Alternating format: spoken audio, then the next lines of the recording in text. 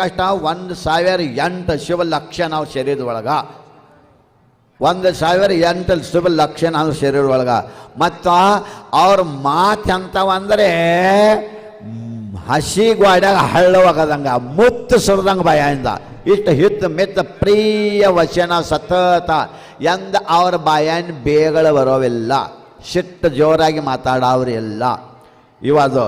ಮತ್ತಲ್ಲ ವಿಶೇಷ ಅಂದರೆ ಅವ್ರ ಶಕ್ತಿ ಅತುಲ್ಯ ವೀರ್ಯ. ಅತುಲ್ಯ ವೀರ್ಯ ಅಂದರೆ ಏನ್ರಿ? ಅಯ್ಯೋ ಯೋ ಯೋ ಯೋ ಯೋ ಅವ್ರ ಶರೀರ ಶಕ್ತಿ. ಅಂತಿಮ ತೀರ್ಥಂಕರ ಭಗವಾನ್ ಮಹಾವೀರ ಅವ್ರು ಹುಟ್ಟಿದ ನಂತರ ಕೂಸು ಇಷ್ಟ ಇತ್ತು. ಅವ್ರು ಎಷ್ಟು 10 ಫೂಟ್ ಎತ್ತರ ಇದ್ದರು ಅವ್ರ. ಆದ್ರೆ ಹುಟ್ಟಿದ ನಂತರ ಇಷ್ಟ ಇದ್ರು. ಆ ಕೃಷ್ಣ ತಗೊಂಡ ಸಹೋದರವೇಂದ್ರ ಆನೆ ಮೇಲೆ ಐರಾವತ್ ಆನೆ ಮೇಲೆ ತಗೊಂಡು ಹೋಗಿ ಪಾಂಡುಶಿಲಾ ಮೇಲೆ ಅಭಿಷೇಕ ಮಾಡ್ತಿದ್ದ.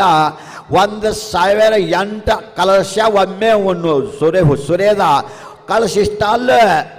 ಅಯ್ಯೋಯ್ಯೋ ಆ ಕಳಸ ನಿಮ್ಮ ಕೃಷ್ಣ ಹೊಳಿನೂ ಏನಿಲ್ಲ ಹತ್ರ ಮುಂದೆ ಎಷ್ಟು 4 ಕಿಲೋಮೀಟರ್ ದೊಡ್ಡ ಹತ್ರ ಬಾಹ್ಯ.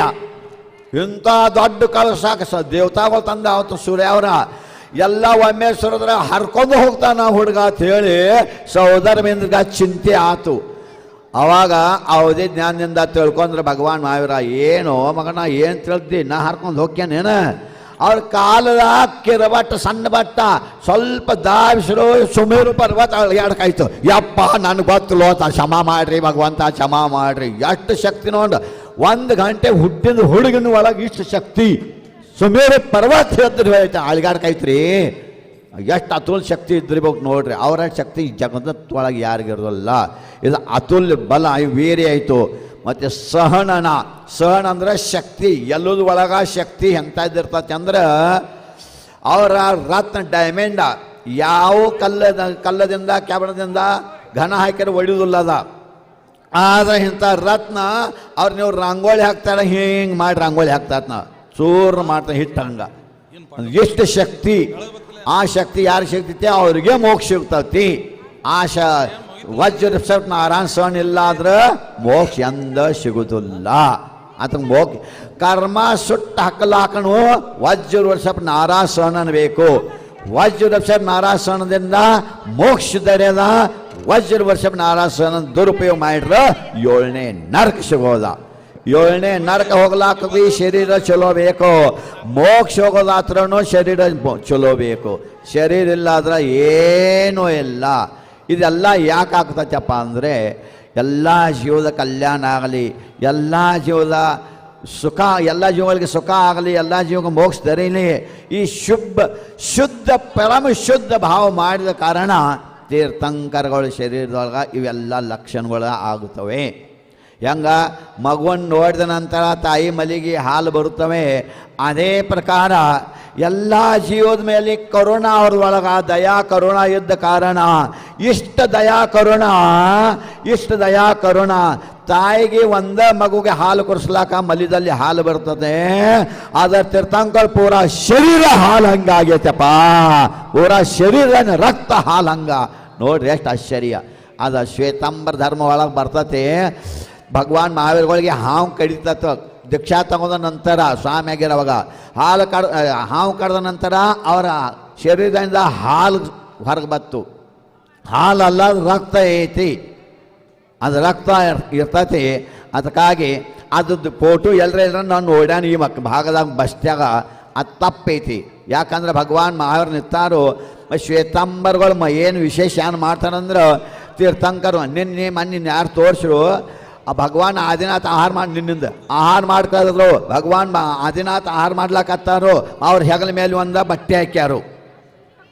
ಅಲ್ಲಿಂದ ತೋರಿಸೋದಲ್ಲ, ಅವ್ರ ದಿಗಂಬರತ್ತು ತೋರಿಸೋದಿಲ್ಲ. ಶ್ವೇತಾಂಬರ್ಗಳ ಮುಚ್ತಾರೆ ಅದನ್ನೆಲ್ಲ.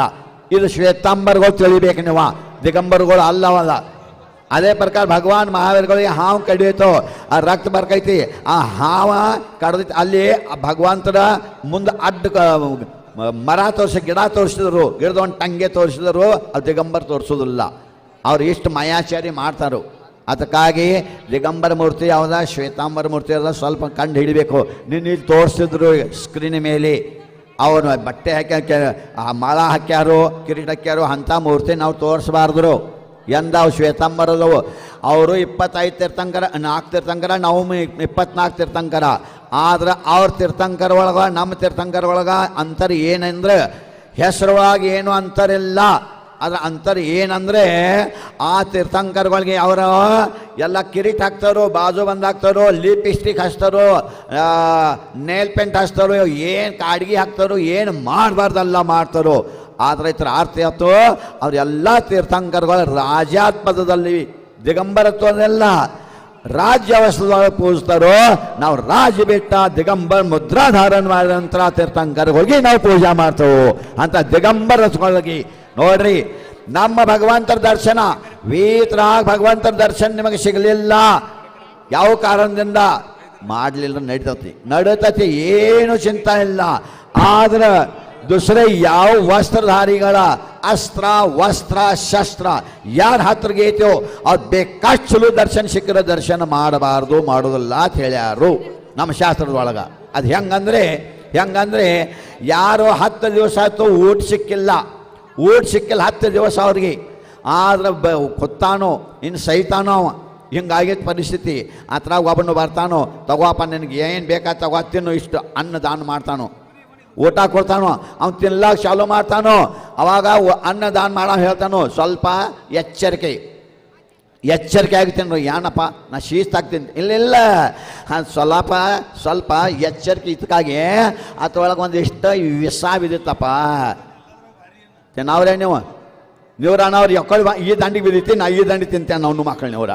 ಹೆಂಗಂದ್ರೆ ಈಗ ಮಾವಿನಕಾಯಿ ಸೀಸನ್ದಾಗ ಮಾವಿನಕಾಯಿ ಕೊಳ್ತಿತ್ರ ಅಷ್ಟ ತಗದು ಒಗಿತೀರಿ, ಈ ಕಡೆ ತಿಂದು ಬಿಡ್ತೇನೆ. ನೀವು ಮಾಡ್ತಿರಲ್ಲೋ ಒಂದು ಬಾಳೆಹಣ್ಣು ಇತ್ರ ಇಷ್ಟು ಕೊಳ್ತಿತ್ರ ತಗದು ಒಗದು ಈ ಕಡೆ ತಿನ್ನು ಮಕ್ಕಳು ನೀವ್ರ. ಆದ್ರೆ ವಿಷ ಹಾಕಿಂದ ಅನ್ನ ಯಾರು ತಿನ್ನವ್ರೆ ಏನಪ್ಪ? ತಿಂದಾರೇನು? ಯಾರೂ ತಿನ್ನೋದಿಲ್ಲ. ಯಾಕೆ ತಿನ್ನೋಲ್ಲಪ್ಪ? ನೀವು ಹಸುವಾಗಿಲ್ಲೇನ?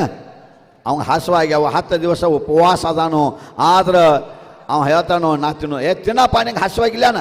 ಅಲೋ, ವಿಷ ಹಾಕಿಂದ ಅನ್ನ ತಿಂದ ತುರಂತ ಸೈಕಿತ ವಿಷ ಉಪವಾಸ ಆಗಿ ಇನ್ನು 4 ದಿವಸ ತಾಯಿಡ್ರೆ ಸರಿಯ, ಇಲ್ಲಾಂದ್ರೆ ಈಗ ಸತ್ತಿನ ಸರಿಯ. ವಿಷ ಹಾಕಿದ ಅನ್ನ ಅಂದರೆ ಸರಾಗಿ ದೇವಿ ದೇವತಾವಳ ಅವ್ರ ದರ್ಶನ ವಿಷ ಹಾಕಿದ ಅನ್ನ ಹಂಗೈತಿ. ವೀತರಾಗ ಭಗವಂತ ದರ್ಶನ ಅಂದ್ರೆ ಅಮೃತ ಅನ್ನೈತಿ. ಅಮೃತ ಸಿಗಲಿಲ್ರ ಚಿಂತೆ ಮಾಡಬೇಡ್ರಿ, ಶುದ್ಧ ಅನ್ನ ಸಿಗಲಿಲ್ರ ಚಿಂತೆ ಮಾಡಬೇಡ್ರಿ. ಆದ್ರೆ ವೀತರಾಗ ಭಗವಂತನ ಹೊರತ ಯಾವ ದೇವಿ ದೇವತಾವಳ ಕಾಲ ಬಿದ್ರು ನೀವು ವಿಷ ಅಂಕಿತ ಅನ್ನ ತಿಂದ್ರೋ ನೀವು ಏನು ಸಯ್ಯಾವ್ರ ಅನ್ನೋರು ಬದುಕಾವ್ರೆಲ್ಲ. ಇದು ಶಾಸ್ತ್ರದಾಗ ಈಗ ಓದ್ಗತ್ತಿನ ಹತ್ರ ಬಂದಿತ್ತದ. ಹಂಗೆ ಮಾಡಬೇಡ್ರಿ. ತೀರ್ಥಂಕರಗಳು ಎಂಥ ಪುಣ್ಯಾತ್ಮಗಳು ಎಲ್ಲ ದೇವಿ ದೇವತಾ ಹುಡುಗನ ತಾಯಿ ತಂದೆ ಪೂಜಾ ಮಾಡ್ತಾರ್ರಿ. ವಿಚಾರ ಮಾಡ್ರಿ, ದೇವಿ ದೇವತಾಗಳ ತೀರ್ಥಂಕರ ತಾಯಿ ಪೂಜಾ ಮಾಡ್ಕತ್ರು, ತಂದೆ ಪೂಜಾ ಮಾಡ್ಕತ್ರು, ಬಾಲ ತೀರ್ಥಂಕರಗಳು ಪೂಜಾ ಮಾಡ್ಕತ್ರು. ಅಂತ ದೇವಿ ದೇವತಾಗಳು ನೀವು ಪೂಜಾ ಮಾಡ್ತೀರಿ. ಅಂತ ಮೂರ್ಖರು ನೀವು, ಮಹಾಮೂರ್ಖರು. ನಮಗೆ ಬುದ್ಧಿ ಒಟ್ಟ ಇಲ್ಲ. ದೇವಿ ದೇವತಾ ಪೂಜೆ ನಮ್ಮ ಶಾಸ್ತ್ರ ಎಲ್ಲೂ ಹೇಳಿಲ್ಲ. ಯಾರು ಹೇಳ್ತಾಗ ಅಸ್ತ್ರ ವಸ್ತ್ರ ಶಸ್ತ್ರ ಐತಿ ಅವ್ರಿಗೆ ರುಂಡ್ ತುಂಡಾಗಿ ಹೋದ ಚಿಂತೆ ಇಲ್ಲ. ಅವ್ರಿಗೆ ಎಂದ ನಂಬೋದಿಲ್ಲ. ಯಾಕಂದ್ರೆ ಅವರು ತೀರ್ಥಂಕರಗಳ ಭಕ್ತ, ನೀವು ತೀರ್ಥಂಕರಗಳ ಭಕ್ತ. 2 ಜನ ಕೊಡ್ರಿ, ತೀರ್ಥಂಕರಗಳು ಪೂಜಾ ಮಾಡ್ರಿ, ತೀರ್ಥಂಕರಗಳು ದರ್ಶನ ಮಾಡ್ರಿ, ಆರಾಧನಾ ಮಾಡ್ರಿ. ಮತ್ತು ತೀರ್ಥಂಕರಗಳು ಬೆಟ್ಟ ದೇವಿ ದೇವತಾ ಉಡಿ ತುಂಬೋದ ಆರಾಧನಾ ಮಾಡೋದ ಅವ್ರೆಲ್ಲ ಮಾಡೋದ ಇದು ಘೋರ ಮಿಥ್ಯಾತ್ವ ಐತಿ. ನೀವ್ರು ಇಂಥ 1000 ಪಂಚ ಕಲ್ಯಾಣ ಮಾಡ್ರೆ ನನ್ನ ಕಲ್ಯಾಣ ಆಗೋದಿಲ್ಲ. ಅದ್ರಾಗ ಒಂದು ಆಶ್ಚರ್ಯ ಮಾತಾ. ಈಗ ಅವ್ರು ಜಗಾಡ್ಕತ್ತಿರೋ, ಏಯ್ ವಿವೇಕ ಸಹೋದರಮಿಂದ ಹೇಳ್ತಾನೆ ಹ್ಯಾಂತಿಗೆ, ಅವನ್ ಬಾನೋ ಕೃಷ್ಣ ತೊಗೊಂಬನ ನನಗೆ ತೋರ್ಸವ. ನೋಡಪ್ಪ ಸಹೋದರಮಿಂದ್ರ, ನೀ ಒಂದು ಭವ ಅವತಾರಿ, ನೀ ಸ್ವರ್ಗದಿಂದ ಬಂದ ಮನುಷ್ಯಾಗಿ ಮುನಿಯಾಗಿ ಮೋಕ್ಷಕ್ಕೆ ಹೋಗವ. ನೀನು ಅಷ್ಟಲ್ಲವಪ್ಪ, ನಿನ್ನ ಹೇಂತೋ ಮಾರಯ್ಯ, ನಿನ್ನ ಸಚಿ ಇಂದ್ರಾಯಿನಿ ಆಕಿ ಸ್ವರ್ಗದಿಂದ ತಳಗ ಬಂದ ಮನುಷ್ಯಾಗಿ ಮುನಿಯಾಗಿ ಮೋಕ್ಷ ಗ್ಯಾರಂಟಿ. ಕನ್ಫರ್ಮ್ ಟಿಕೆಟ್ ಅವ್ರದ, ಕನ್ಫರ್ಮ್ ಟಿಕೆಟ. ಅಂತ ಸೌದನ ಇಂದ್ರಾಯಿನಿಗಳು ಮೂರ್ತಿ ಮಸ್ತಾಗಿ ಇಟ್ಟಿಲ್ಲ ನೀವು. ಒಳ್ಳೆ ಅಂತ ದೇವಿ ದೇವತಾ ಛತ್ಮಾಲ್ ಪದ್ಮಾವತಿ ಇಟ್ರಿ. ಅಂತ ಮೂರ್ಖರು ನೀವು. ಇವ್ರ ಗ್ಯಾರಂಟಿ ಐತಿ. ಮುನಿಗಳಿಗಿನ ನಮ್ಗೆ ಎಷ್ಟು ಭಯ ತೊಕತಿದ್ದೆ ಯಾರಿಗೆ ಗೊತ್ತು. ಆದ್ರೆ ಅವ್ರಿಗೆ ಸಹೋದರವೇಂದ್ರ ಅಯ್ಯೋಯ್ಯೋ ಧನ್ಯಪಾನಿ, ಸ್ವರ್ಗದಾಗಿ ಬಂದ ಮನುಷ್ಯಾಗಿ ಮೋಕ್ಷಕ್ಕೆ ಹೋಗೋದು ಗ್ಯಾರಂಟಿ. ಆದ್ರೆ ಆಶ್ಚರ್ಯ ಸಹೋದರವೇಂದ್ರ, ನಿನಗಿಂತ ನಿನ್ನ ಸಚಿ ಶ್ರೇಷ್ಠ. ಯಾಕಂದ್ರೆ ಒಂದು ಜೀವನದೊಳಗ ಈ ಸಹೋದರವೇಂದ್ರನ ಸಚಿಗಳ 32 ನೀಲ ಪ್ರಮಾಣ, ಕೋಟಿ ಅಲ್ಲ ಕೋಟಿಗಿಂತ ಹೆಚ್ಚ. ಇಷ್ಟ ಸಚಿವರ ತಳಗ ಬಂದು ನೀವು ಹೆಂತಾಗಿ ತಳಗ ಬಂದು ಮುನಿಯಾಗಿ ಮೋಕ್ಷ ಹೋಗ್ತಾರ. ಆ ನಂತರ ನಿನಗೆ ಮೋಕ್ಷ ಹೋಗೋದ. ಮೊದ್ಲು ಇವ್ರು ಸಚಿವರು ಮೋಕ್ಷ ಹೋಗವ್ರ, ಆಯ್ತು ಹೋಗವ. ಯಾಕೆ ಹಂಗಾಯ್ತಪ್ಪ? ಯಾರನ್ನ ಕಾರಣ? ಇದಕ್ಕೆ ಒಂದೇ ಒಂದು ಕಾರಣ. ಪ್ರಥಮ